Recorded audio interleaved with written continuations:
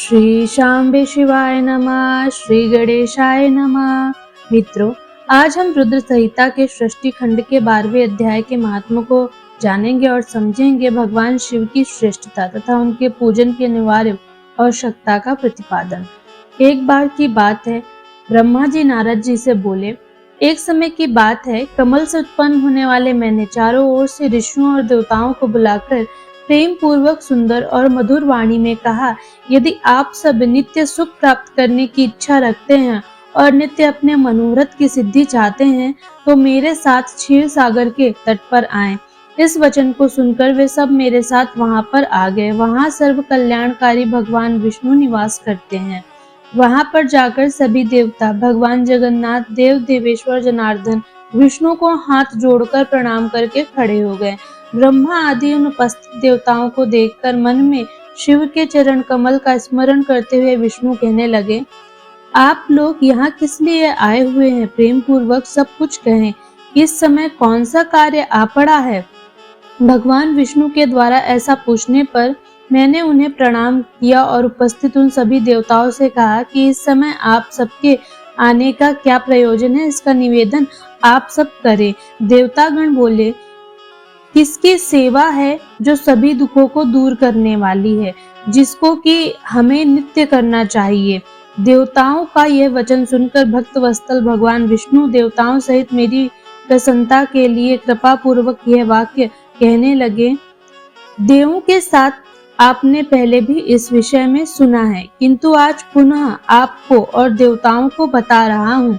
सभी दुखों को दूर करने वाले शंकर जी की ही सदा सेवा करनी चाहिए। सभी मनोकामनाओं की पूर्ति के लिए देवताओं को भगवान सदाशिव की सदैव पूजा करनी चाहिए। जो भक्ति परायण मनुष्य शिवलिंग की नित्य पूजा करता है, उसकी सिद्धि सफल होती है और वह पापों से लिप्त नहीं होता। श्री भगवान विष्णु ने जब देवताओं से ऐसा कहा, तब उन्होंने साक्षात हरि को प्रणाम करके मनुष्यों की समस्त कामनाओं की प्राप्ति के लिए उनसे शिवलिंग देने की प्रार्थना की। उसको सुनकर भगवान विष्णु ने विश्वकर्मा से कहा, मैं तो जीवों का उद्धार करने में तत्पर हूँ। हे विश्वकर्मन, मेरी आज्ञा से आप भगवान शिव के कल्याणकारी लिंगों का निर्माण करके उन्हें सभी देवताओं को प्रदान कीजिए।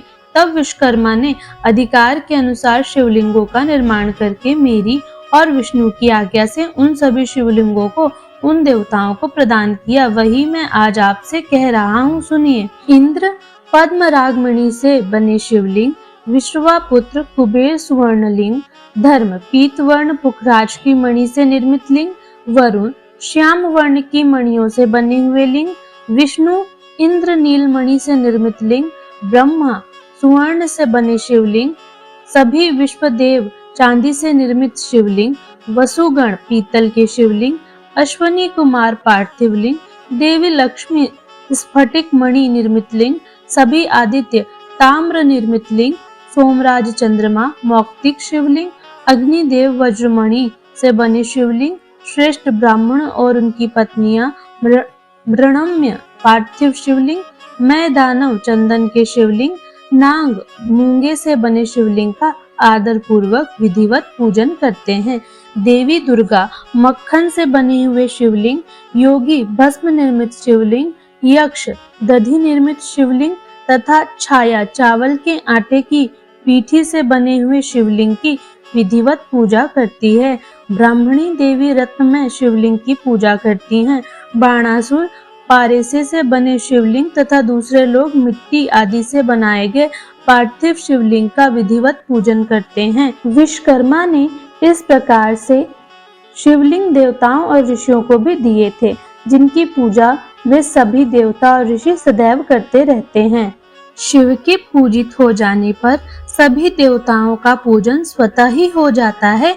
अतः सभी प्राणियों के कल्याण में लगे हुए मनुष्यों को चाहिए कि वे सभी कामनाओं की फल प्राप्ति के लिए संसार का कल्याण करने वाले भगवान सदाशिव की पूजा करें। और इस प्रकार से यह सृष्टि खंड का 12वां अध्याय यहीं पर समाप्त हो जाता है। मैं आपसे मिलूंगी अगले अध्याय को लेकर अगले वीडियो में। तब तक के लिए हर हर महादेव। और जिन्होंने चैनल को सब्सक्राइब नहीं किया है, कृपया करके वो कर लें।